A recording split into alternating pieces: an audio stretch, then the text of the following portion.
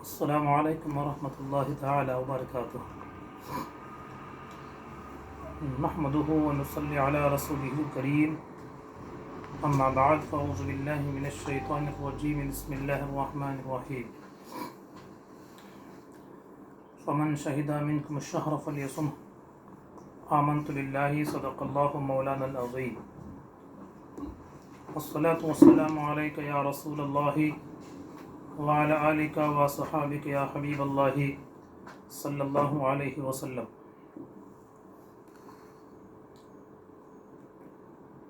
ماہ رمضان کا چاند ظاہر ہوا، فضل کی بدلیاں چارس اچھا گئی، رحمت کبریا جوش پر آ گئی، بارش فیض عرفان برسا گئی۔ حق تعالیٰ نے اس ماہ ذیشان میں کیسے کیسے انعامات بخشے ہمیں، ایک رمضان دنیا میں کیا آ گیا، عرش کی نعمتیں فرش پر آ گئی۔ یہ بھی اعجاز ہے ماہ رمضان کا، اے سکندر نہیں اس میں چوں وہ چرا، وہ جبینیں جو سجدوں سے محروم تھی، بارگاہ الہی میں خم ہو گئی۔ اللہ رب محمد صلی اللہ علیہ وسلم، نحن عباد محمد صلی اللہ علیہ وسلم، صلاۃ و سلام علیک یا رسول اللہ صلی اللہ علیہ وسلم۔ آپ سب کو رمضان کی ڈھیر ساری مبارکبادیاں مبارک ہو، خوشیاں مبارک ہو۔ جس طرح اس کا قدر، اس کی عزت کرنی ہے، جس طرح اس کا احترام کرنا ہے، اسی طرح ہم سب کو مولا رمضان کی قدر کرنے کی توفیق عطا فرمائے۔ اس سے پہلے والے کلاس میں میں نے آپ کو یہ بتایا تھا کہ رمضان کے روزوں کی فرضیت قطعی ہے، قرآن و حدیث سے ثابت ہے۔ جو اس کو فرض نہیں مانتا ہے وہ کافر ہو جاتا ہے۔ چلیے گفتگو کو آگے بڑھائیں۔ الحمدللہ زندگی میں شاید آپ لوگوں کو یہ پہلا اتفاق ہوگا کہ رمضان میں تراویح کا اہتمام آپ اپنے گھر میں ہی کرتے ہوں گے۔ الحمدللہ چلیے زندگی میں ایک بار تراویح اپنے گھر میں اپنے اہل و عیال کے ساتھ آپ کو ادا کرنے کا موقع ملا ہے۔ عزیزہ ملت، یہ 15 منٹ کا ٹائم بڑا قیمتی ہوتا ہے، اس لیے تمہید باندھ کر گفتگو لمبی کرنا نہیں چاہتا۔ دیکھیے الحمدللہ اسلام ایک ایسا مذہب ہے، اس کے جتنے فرائض ہیں، ہر فرض میں ہمارے واسطے ہزاروں خوبیاں اور ہزاروں قسم کی برکتیں اس میں پوشیدہ ہیں۔ جیسا کہ اس سے پہلے والے کلاس میں بتایا تھا کہ صرف ہمارے نماز پڑھنے کے انداز کو دیکھ کر سائنسدانوں نے، ڈاکٹروں نے یہ فیصلہ کر لیا ہے کہ جو مسلمان 5 وقتہ نماز ادا کرتا رہے گا وہ بیماریوں سے بھی محفوظ رہتا ہے۔ اسی طرح ہمارا روزہ بھی کوئی معمولی عبادت نہیں ہے، روزہ بھی کوئی چھوٹا موٹا کام نہیں ہے۔ یہ 10 12 15 گھنٹے کی جو بھوک ہم اور آپ سنبھالتے ہیں، یہ بہت بڑی نعمت ہے۔ دیکھیے ام المومنین سیدہ عائشہ صدیقہ رضی اللہ تبارک و تعالی عنہا سے سید عالم صلی اللہ علیہ وسلم نے فرمایا، اے عائشہ جنت کے دروازے کو کھٹکھٹاتے رہو، جنت کے دروازے کو روزانہ دستک دیتے رہو۔ پوچھا یا رسول اللہ میں جنت تک کیسے پہنچوں، جنت کے دروازوں کو میں کیسے کھٹکھٹاؤں؟ تو فرماتے ہیں بھوک یہ جنت کا دروازہ ہے، بھوک سے جنت کے دروازوں کو کھٹکھٹاؤ۔ عائشہ کی اس حدیث کو ذہن میں رکھیے، انشاءاللہ اس کی تفصیل میں 5 یا 7 منٹ کے بعد میں آپ کی طرف آؤں گا۔ بات ہے کہ روزہ ہم نے یہی سمجھا ہے نا کہ فجر کی اذان سے لے کر مغرب کی اذان تک کھانے پینے سے اور خواہشات سے بچ جانا روزہ ہے، ہم نے یہی سمجھا ہے۔ لیکن یاد رکھیے روزے کا یہ مقصد نہیں ہے۔ بخاری شریف کے حدیث پاک کا مفہوم ہے، آقا کونین صلی اللہ علیہ وسلم ارشاد فرماتے ہیں کہ کذب جو روزہ رکھے اور جھوٹ بولے، روزہ رکھے اور جھوٹ بولے، اس سے اس کی کچھ اللہ عز و جل کو کوئی اس کی پرواہ نہیں ہوتی ہے، اس کے بھوکا پیاسا رہنے سے اسے کوئی فائدہ نہیں پہنچتا ہے۔ اس لیے چاہیے کہ روزہ ہمارا ہے تو جسم کے ہر عضو کے ساتھ ہمیں روزہ رکھنا ہے۔ ہاتھ کا روزہ ہوتا ہے، پاؤں کا روزہ ہوتا ہے۔ ہاتھ سے دوسروں کو تکلیف پہنچانے سے بچیں، زبان سے دوسروں کو تکلیف پہنچانے سے بچیں، خیالات سے دوسروں کو تکلیف پہنچانے سے بچیں۔ آئیے تاجدار مدینہ ارواحنا فداہ صلی اللہ علیہ وسلم کی بارگاہ میں رمضان میں 2 عورتوں نے روزہ رکھا۔ روزہ رکھنے کے بعد دوپہر میں ان کی حالت ناگفتہ بھی تھی، کمزور ہو گئی، پریشان ہو گئی، سر چکرانے لگا۔ دونوں عورتوں کو دربار مصطفی میں پیش کیا گیا۔ یا رسول اللہ صلی اللہ علیہ وسلم، یہ 2 خواتین ہیں، انہوں نے رمضان کے فرض روزے رکھے ہوئے ہیں، لیکن حالت ان کی بڑی نازک ہے، یہ تھک گئی ہیں، پیاس نے ان کو پریشان کر رکھا ہے۔ آقا کونین صلی اللہ علیہ وسلم ان کے سامنے تشت کو رکھوایا، کہا کہ ان دونوں عورتوں کے سامنے تشت رکھو، ان دونوں عورتوں کے سامنے تشت رکھو۔ جب ان خواتین کے سامنے چھوٹے تشت رکھے گئے تو دونوں کو کہا کہ قے کرو۔ دونوں نے قے کیا تو قے میں گوشت گرا، قے میں گوشت کے ٹکڑے گرے۔ پوچھا سحر میں شاید گوشت کھایا ہوگا، کہا کہ نہیں، ہم تو گوشت نہیں کھائے۔ تاجدار مدینہ صلی اللہ علیہ وسلم ارشاد فرماتے ہیں یہ جانوروں کا گوشت نہیں ہے، تم نے انسانوں کا گوشت کھایا ہے، تم نے انسانوں کا گوشت کھایا ہے۔ کہا یا رسول اللہ مطلب کیا ہے؟ فرماتے ہیں تم نے روزہ رکھ کر مسلمانوں کی غیبت کی ہے، فلاں کی غیبت کی ہے، فلاں کی تم نے پیٹ پیچھے تکلیف پہنچائی ہے، یہ تمہارا گوشت ہے، وہ جو گوشت نکلا ہے یہ ایک انسانوں کا گوشت ہے۔ اب اندازہ لگائے کہ غیبت کتنا بڑا پاپ ہے۔ غیبت کسے کہتے ہیں؟ غیبت کسے کہتے ہیں؟ غیبت کا معنی یہ ہے کسی کے اندر کوئی عیب، مثلا میرے اندر کوئی عیب ہے اور آپ اس عیب کو جانتے ہیں اور اس عیب کا ظاہر کرنے سے مجھے تکلیف ہوتی ہے اور آپ میرے پیٹھ پیچھے میرے عیب کو بیان کرتے جا رہے ہیں۔ واقعی میں عیبی ہوں، واقعی جو بات آپ بیان کر رہے ہیں ہے میرے اندر، لیکن آپ بیان کرتے جا رہے ہیں، آپ کے بیان سے ہمیں تکلیف ہوتی ہے، یہ غیبت ہے۔ اور میرے اندر کوئی خرابی نہیں ہے، میرے اندر کوئی خرابی نہیں ہے۔ جھوٹ بولتے ہیں، تہمت ڈالتے ہیں، جھوٹ عیب کو میری طرف منسوب کرتے ہیں، جو برائی میرے اندر نہیں ہے اسے میرے پر ٹھوکتے ہیں، اسے کہتے ہیں تہمت۔ جو برائی ہے اسے بیان کرنا غیبت، جو برائی نہیں ہے اس برائی کو مجھ پہ مسلط کر کے بیان کرنا وہ کیا ہے؟ تہمت۔ تہمت کتنا بڑا گناہ ہے، اپنی ماں کے ساتھ بدکاری کرنے سے بھی بڑا گناہ ہے، اللہ حفاظت فرمائے۔ غیبت تو فرماتے ہیں تو یہ رمضان میں روزہ رکھ کر تم نے غیبت کی ہے، یہ اس کا حصہ ہے۔ جب غیبت کی بات آئی گئی ہے تو ایک اور حدیث مجھے یاد آ رہی ہے جسے حجت الاسلام امام غزالی رضی اللہ تبارک و تعالی عنہ اپنی کتاب کیمیاء سعادت میں ارشاد فرماتے ہیں۔ ام المومنین سیدہ طیبہ طاہرہ فاخم سیدہ عائشہ صدیقہ رضی اللہ تعالی عنہا سرکار کے پاس ایک آدمی کے حوالے سے کہتے ہیں عائشہ نے کہا یا رسول اللہ وہ کتنا چھوٹا ہے، جس ناٹا ہم لوگ بولتے گڈا ہے، ناٹا ہے، پست قد ہے۔ عائشہ نے کہا یا رسول اللہ فلاں آدمی کتنا پست قد ہے، اشارے سے بتایا۔ سرکار فرماتے ہیں تھوکو۔ عائشہ نے تھوکا تو ان کے منہ سے کالا گوشت کا ٹکڑا گرا۔ فرماتے یا رسول اللہ صلی اللہ علیہ وسلم یہ کیا ہے؟ کہا تم نے ابھی اس کی غیبت کی، اس کا گوشت ہے۔ دیکھ کتنا بڑا گناہ ہے۔ اسی طرح حضرت سیدنا ابو بکر صدیق اور حضرت سیدنا عمر فاروق رضی اللہ تعالی عنہ راستے میں جا رہے ہیں، جاتے جاتے انہوں نے ایک کہہ دیا کہ فلاں کتنا سوتا ہے۔ کتنا بولا؟ حضرت ابو بکر صدیق اور عمر فاروق راستے میں جا رہے ہیں، وہ باتیں کر رہے ہیں فلاں کتنا سوتا ہے۔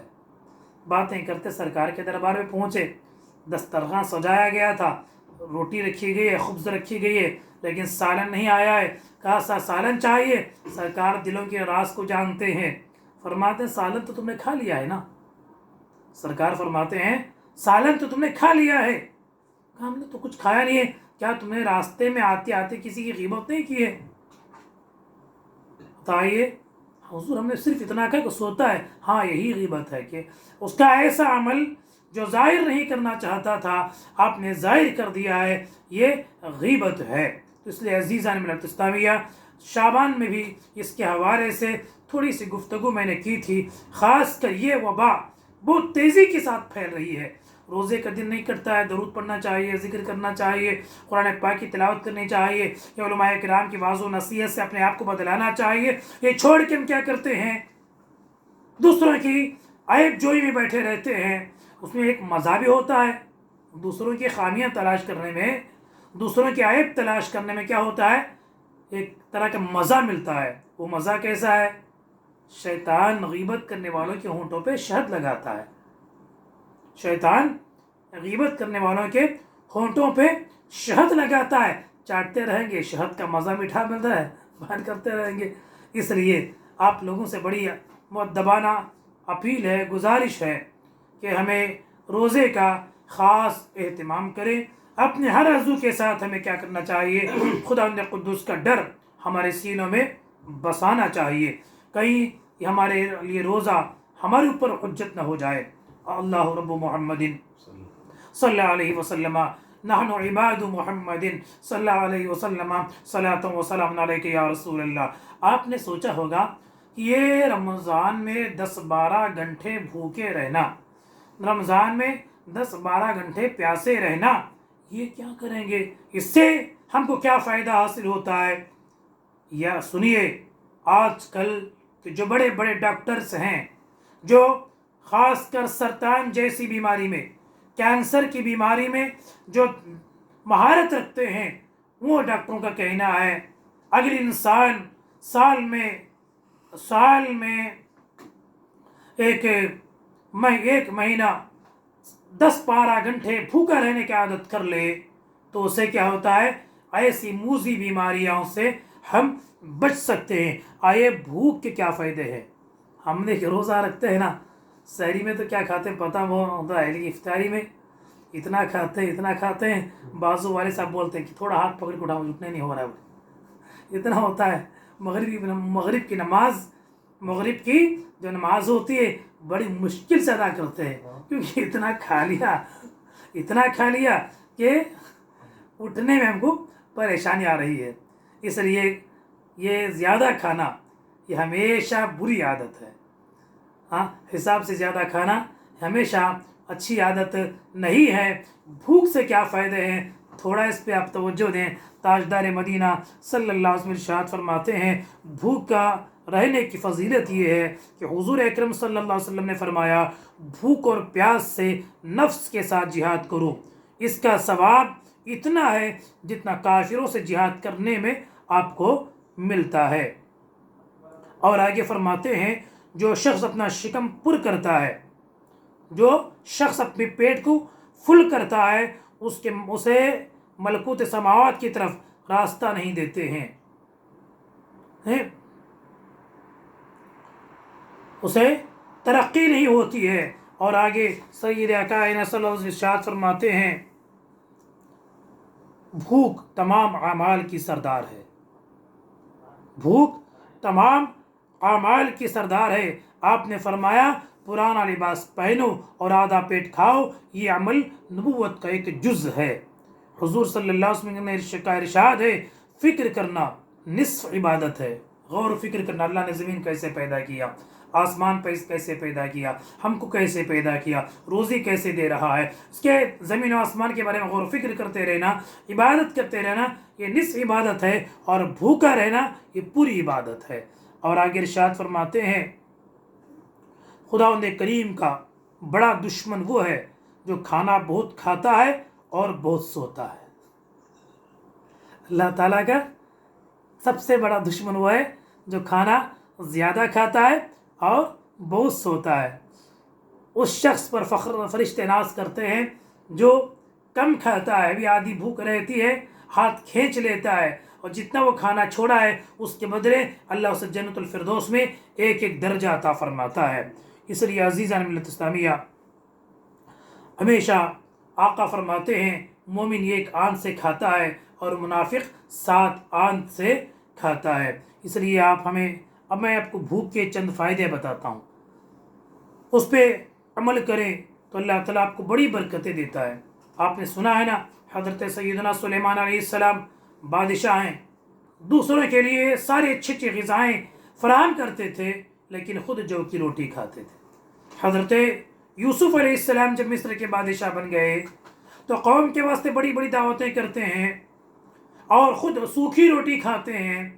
ان کے ماننے والے انہوں نے سوال کیا، اے یوسف علیہ السلام، آپ کے پاس نعمتیں بھرے ہوئے ہیں، آپ یہ سوکھی روٹی کیوں کھاتے ہیں؟ کہ میں پیٹ بھر کھا لوں گا تو مجھے بھوکوں کا کیسے خیال آئے گا؟ اس لیے خود بھوکے پیاسے رہتے ہیں۔ بھوک کے چند فائدے ملاحظہ فرمائے۔ سید عالم صلی اللہ علیہ وسلم کون نہیں جانتا ہے، ہمارے آقا تو آقا ہے صلی اللہ علیہ وسلم، ان کے غلاموں کی ایسی شان ہے، ان کے امتیوں میں ایسے ایسے با کمال اولیاء کرام گزرے ہیں جو زمین پر اگر ڈھیلا مارتے ہیں تو زمین سونے کی ہو جاتی تھی۔ ایسے با کمال شخصیتیں گزرے ہیں، ہمارے آقا کی بڑی شان ہے۔ وہ چاہتے تو ہر دن جنتی کھانے منگوا کے کھا سکتے تھے، لیکن آپ کو تعجب ہوگا، سیدہ خاتون جنت فاطمہ الزہرا رضی اللہ تبارک و تعالی عنہا ارشاد فرماتی ہیں، کئی دن کے بعد میرے گھر میں ایک روٹی پکی، مجھے سرکار کی یاد آئی، فوراً میں روٹی لے کر دربار نبوت میں حاضر ہوئی، کہا یا رسول اللہ صلی اللہ علیہ وسلم، میں روٹی پکائی، مجھے آپ کی یاد آئی ہے، آپ کی یاد مجھے آپ تک لے کے آئی ہے، سرکار یہ روٹی قبول فرما لیں۔ سیدہ خاتون جنت سے میرے آقا فرماتے ہیں، اے عائشہ، 3 دن سے اس روٹی کے ٹکڑے کے علاوہ تمہارے بابا کو کچھ نہیں ملا ہے۔ تو غور کرے، نبیوں کے امام ہیں، اماموں کے امام ہیں، اللہ کی سب سے بڑی رحمت ہے، اس کے باوجود آقا فرماتے ہیں، اے فاطمہ، مجھے 3 دن ہوئے ہیں کچھ نہیں کھایا ہوں، تیرے گھر کی جو روٹی کا ٹکڑا جو مجھے لا کے دی ہے یہی ٹکڑا مجھے مل رہا ہے۔ تو بھوکا رہنا سیکھیں، کم کھائیں، اس سے کافی ہم کو فائدہ پہنچتا ہے۔ اس کے فائدوں میں ذرا غور کریں۔ پہلا نمبر 1 ہے فائدہ، اس سے دل صاف ہوتا ہے، روشن ہوتا ہے۔ بھوکا رہنے سے دل صاف ہوتا ہے اور دل روشن ہوتا ہے۔ پیٹ بھر کر کھانے سے دل دھندلاتا ہے اور غبی ہو جاتا ہے، کند ہو جاتا ہے۔ اس کے علاوہ بخار پیدا ہوتی ہے نا، معدے میں گیس پیدا ہو کے سر کو چڑھتی ہے، اس سے نیند نہیں آتی ہے اور آپ کو ہمیشہ فکر مند رہنا پڑتا ہے۔ جو بھوکا رہتا ہے ہمیشہ وہ چالاک رہتا ہے، اس کا دل چالاک رہتا ہے۔ نمبر 2 فرماتے ہیں، بھوک سے اپنے دل کو نرم کرو، بھوک سے اپنے دل کو نرم کرو۔ بھوکے رہیں گے تو ذکر میں، دعا میں ایک درد رہتا ہے، ایک لذت رہتی ہے۔ مجھے ہمارا بچپنا یاد آتا ہے، بڑی تنگی کی زندگی ہے، بڑی ہی فقیر مسکینی کی زندگی سے ہمیں ابھر کے آنا ہوا ہے۔ ایسا بھی میرے گھر میں ہوا ہے کہ شب برات ہے، شب معراج ہے، اندھیرے میں نماز پڑھنے کے لیے گھر میں چراغ نہیں ہوتا ہے، غریبی نے اتنی مجبور کر دیا تھا کہ کرنٹ بل کو باندھنے کے لیے پیسے نہیں تھے تو بھی اٹھا کے لے گئے تھے۔ بعضوں کے گھر سے والد محترمہ نے چراغ مانگ کر عبادت کی ہے، ان کی دعاؤں کا صلہ ہے کہ الحمدللہ زندگی ہماری روشن ہے۔ تو بات یہ ہے، وہ اس وقت کی بچپنے کی بھوک، ہمارے والدہ کی وہ تکلیفیں، یہ ان کی قربانیاں ہیں کہ آج ہماری زندگیوں میں ایک نکھار پیدا ہوا ہے۔ بہرکیف بھوکے وقت میں جو دعا کرتے ہیں وہ ضرور قبول ہوتی ہیں۔ نمبر 3 بھوک کا رہنے سے کیا ہے، غرور اور غفلت دوزخ کا دروازہ ہے۔ گھمنڈ ہو جانا، غفلت میں رہ جانا، یہ دوزخ کا دروازہ ہے۔ عاجزی اور بیچارگی یہ ہم کو اچھے اخلاق کی طرف لے کے جاتی ہے۔ اس سے زیادہ کھانے سے کیا ہوتا ہے، غرور پیدا ہوتا ہے، گھمنڈ پیدا ہوتا ہے۔ کم کھائیں گے تو آپ کے اندر عاجزی پیدا کرتی ہے۔ سحری پیٹ بھر کھانے سے غفلت زیادہ ہوتی ہے۔ اسی طرح نمبر 4، جو آدمی سیر ہو کر کھائے گا بھوکوں کو بھول جائے گا اور خدا کے بندوں پر مہربانی نہیں کرے گا اور آخرت کے عذاب کو فراموش کر دے گا۔ جو پیٹ بھر کر کھائے گا وہ بھوکوں کا خیال نہیں کرے گا، دوسروں کو مدد نہیں کرے گا، اور آخرت کیا ہے، اسے قبر کیا ہے، اسے یاد نہیں رہتا ہے۔ نمبر 5، اسے کیا ہے، انسان کی بڑی سعادت نفس کی سرکشی ہے۔ آج نوجوان سیریلز دیکھ رہے ہیں، لڑکیوں کے پیچھے جا رہے ہیں، حرام کا کیوں؟ نفس شہوتیں زیادہ ہو رہی ہیں۔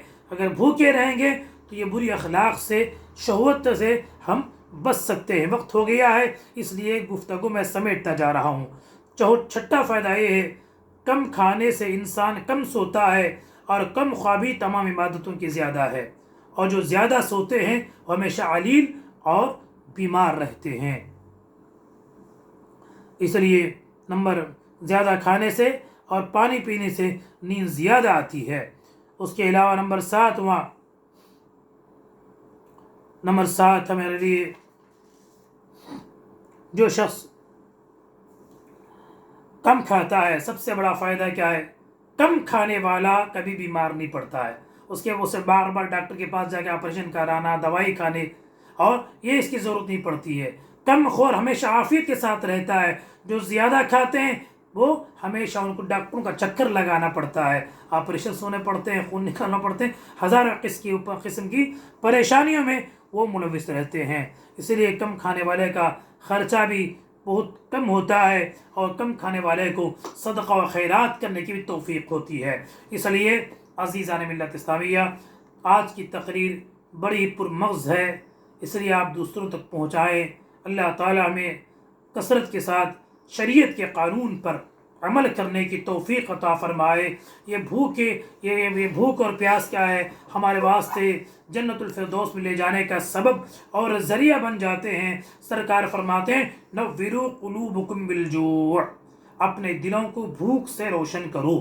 اسی طرح ہمیں اللہ کی رضا کے لیے روزہ رکھنے اور غریبوں کی مدد کرنے کی توفیق عطا فرمائے۔ خاص کر 3 تاریخ کو سیدہ خاتون جنت رضی اللہ تعالیٰ عنہ کی تاریخ وفات ہے، ایسا ثواب کریں۔ 1 تاریخ کو سیدنا غوث اعظم کی تاریخ پیدائش ہے، ان کے بارگاہ میں کچھ پڑھ کر ہدیہ کریں۔ اللہ تعالیٰ ہمیں بزرگوں کے نقش قدم پر چلنے، بزرگوں سے محبت کرنے کی توفیق عطا فرمائے۔ اللہ تعالیٰ ہمارے رمضان کو قبول فرمائے، کورونا سے عالم کی حفاظت فرمائے، آمین۔ السلام علیکم ورحمۃ اللہ وبرکاتہ۔